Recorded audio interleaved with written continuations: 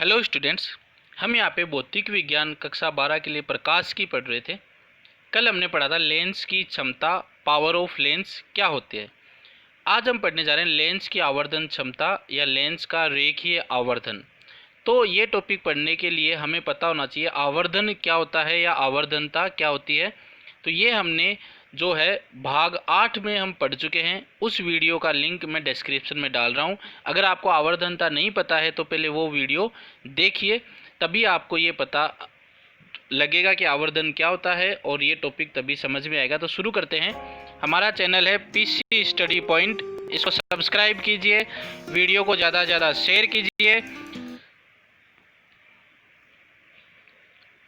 Lens की आवर्धन क्षमता या लेंस का रेखीय आवर्धन। तो देखिए दोस्तों, ये हमारे पास उत्तल लेंस है। उत्तल लेंस में हमने पढ़ा है ये कोई वस्तु है जो कि 2f1 के आगे रखी हुई है, और हमने ये ऐसा पढ़ा है अगर मुख्य अक्ष के समांतर कोई किरण आएगी तो वो किधर से जाएगी, दूसरी तरफ के जो फोकस है उधर से गुजरेगी, और प्रकाशिक केंद्र से कोई किरण आएगी तो वो सीधी प्रकाशिक केंद्र से निकल जाएगी। तो ऐसा तो हमने उत्तल लेंस के प्रतिबिंब निर्माण में पढ़ लिया था। अब देखिए दोस्तों, ये प्रतिबिंब बन गया, या यहाँ पे हमने बी नाम दे दिया और ये ए नाम दे दिया। जो वस्तु है ये बी नाम दे दिया है और ये ए नाम दे दिया। तो ए बी हमारे पास कोई क्या है, वस्तु है, बिंब है। इसका प्रतिबिंब जो बन रहा है वो बन रहा है बी डैश ए डैश। ये हमने प्रतिबिंब का नाम दे दिया है। अब देखिए दोस्तों, ये त्रिभुज बन गया एक, ये वाला त्रिभुज बन गया है जो कि मैंने अलग कलर से दिखा दिया है, ए बी ओ, और एक त्रिभुज बन गया है ये ए डैश बी डैश ओ।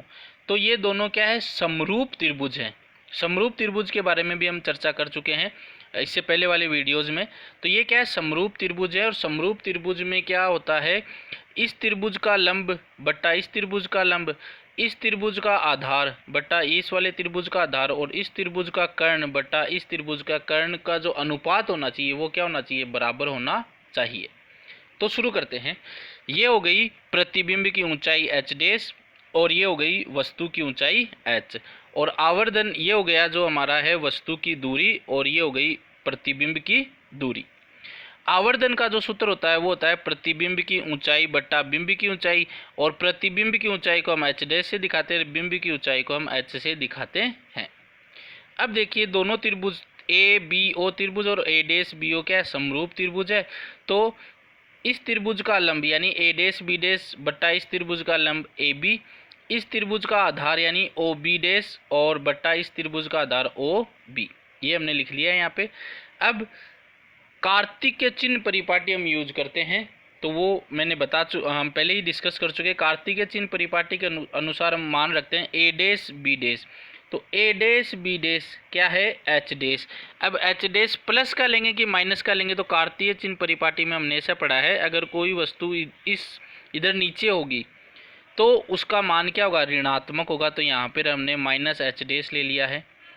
फिर है ए बी, तो ए बी क्या है, एच, तो ये क्या है, ऊपर की तरफ है, ऊपर की तरफ है, तो ये क्या हो जाएगा, प्लस का एच। और जो दूरी इधर आएगी प्लस एक्स एक्स की ओर आएगी तो वो आएगी दूरी plus V. O B dash है तो ओ बी डैश क्या है, वी। और जो दूरी कार्तीय चिन्ह परिपाटी के अनुसार इस तरफ आएगी वो क्या होगी, माइनस की, तो ये हो जाएगा माइनस यू। ओ बी की जगह क्या रख देंगे, माइनस यू। तो ये हमने केवल मान रखा है A dash B dash A B O B dash और ओ बी का। अब यहाँ पे देखिए ये भी माइनस का एच डैश है और ये माइनस का यू है, तो माइनस माइनस क्या हो जाएगा, प्लस हो जाएगा। माइनस माइनस क्या हो जाएगा, प्लस। तो यहाँ पे चारों के चारों किसके हो जाएंगे, प्लस के। तो H dash upon H equal to V upon U, और एच डैश अपॉन एच क्या होता है, एम। तो ये किसके इक्वल हो जाएगा, m equal to H dash upon H equal to V upon U. तो ये हमारा सूत्र हो जाएगा किसके लिए, लेंस के लिए। ये सूत्र जो आया है वो किसके लिए आया है, लेंस के लिए आया है, m equal to H dash upon H equal to V upon U. यदि m पॉजिटिव होता है, m अगर धनात्मक होगा तो प्रतिबिंब कैसा बनेगा, आभासी व सीधा। m अगर ऋणात्मक होगा तो प्रतिबिंब कैसा बनेगा, वास्तविक व उल्टा। नोट कर लेना, एग्ज़ाम में पूछा जाता है v और u दे देंगे, m पूछ लेंगे, या फिर ऐसा बोल देंगे कि प्रतिबिंब जो है आभासी व सीधा है, तो बताइए क्या आएगा। v दे देंगे तो u पूछ लेंगे, u दे देंगे तो v पूछ लेंगे। ये हमें पता होना चाहिए। तो ये छोटा सा टॉपिक था।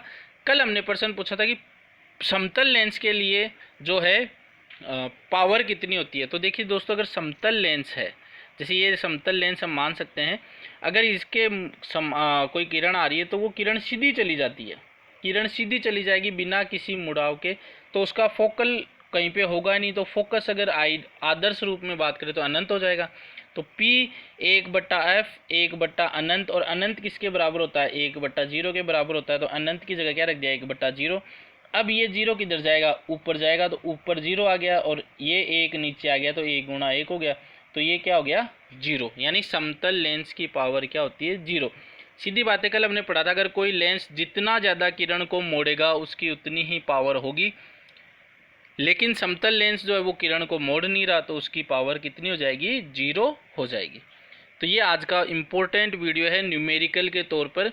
अभी हम न्यूमेरिकल करेंगे, इनके एक टॉपिक और रह गया है, वो करने के बाद में। तो इन चैप्टर्स को ये जितना भी होगा उसको रिवाइज करते रहिए। धन्यवाद दोस्तों।